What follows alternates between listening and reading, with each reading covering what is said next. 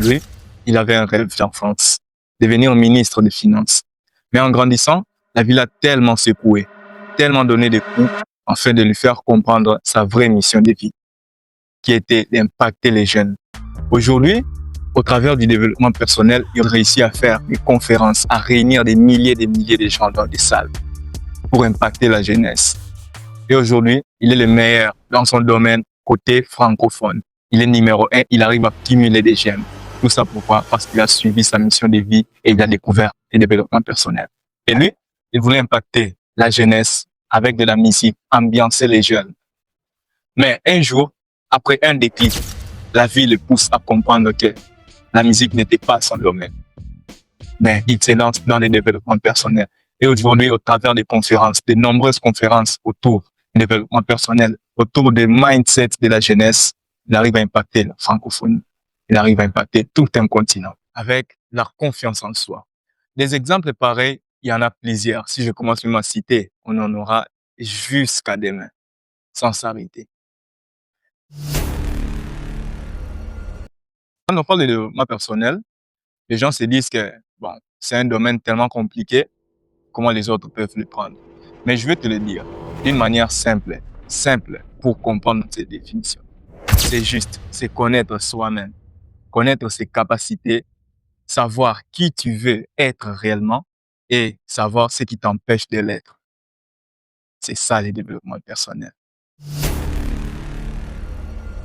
Mais le grand problème avec la jeunesse aujourd'hui, on veut investir dans le business, mais pas investir en nous qui allons gérer le business. Tu investis dans l'ignorance, mais l'ignorance coûte cher.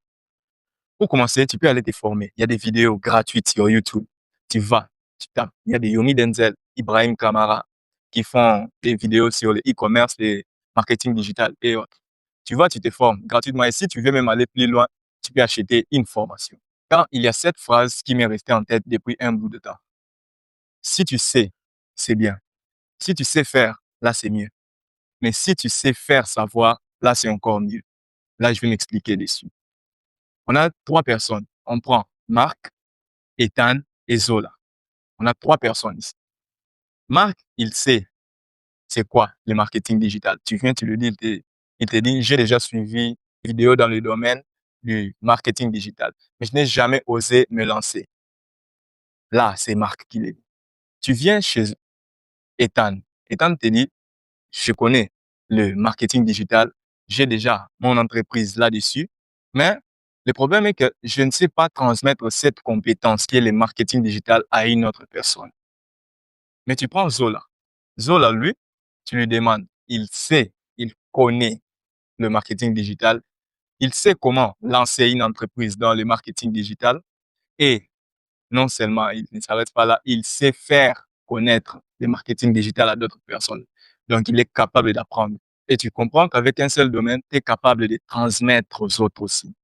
Quand tu transmets aux autres, tu contribues non seulement à ta richesse, je ne sais pas, il y en a qui le font gratuitement, et tu contribues aussi à l'enrichissement de ton pays en termes de ressources humaines. On parle beaucoup des ressources naturelles, mais les ressources humaines sont aussi importantes parce que ce sont les humains qui vont gérer ces ressources naturelles. Tu contribues à ton pays, tu contribues à ton continent, voire même au monde entier. Donc, en résumé, tu dois comprendre que vouloir apprendre une compétence, là, ça t'ouvre des portes. Savoir la pratiquer, ça t'ouvre aussi des portes. Mais savoir transmettre cette compétence aux autres, ça défonce les portes. Le développement personnel est une discipline qui devra t'apprendre à exploiter ton potentiel, à te connaître à toi. Par là, tu dois comprendre qu'avant de te lancer dans un business, pense tout d'abord à tes fonds. Aujourd'hui, nous, jeunes, voulons gagner vite, voulons sortir de la galère. Nous voulons se la péter devant nos potes. On a fait des milliers d'euros, des dollars, je ne sais pas. Mais tout ça, sans se dire vraiment quelle est la compétence qu'on acquiert. Les jeunes vont, ils prennent e-commerce, Shopify, marketing digital et la vente des produits réels. Il vient, il vend, mais seulement 1% arrive à exceller. Tout le reste finissent par déprimer. Tout ça pourquoi? Parce que nous, les jeunes, ne s'intéressent pas à la formation. On ne veut pas former notre personne. Par là, tu dois comprendre qu'avant de te lancer dans un business, pense tout d'abord à te former, à travailler sur ta personne, développer tes compétences. C'était encore Pedro Medina une fois dans cette vidéo.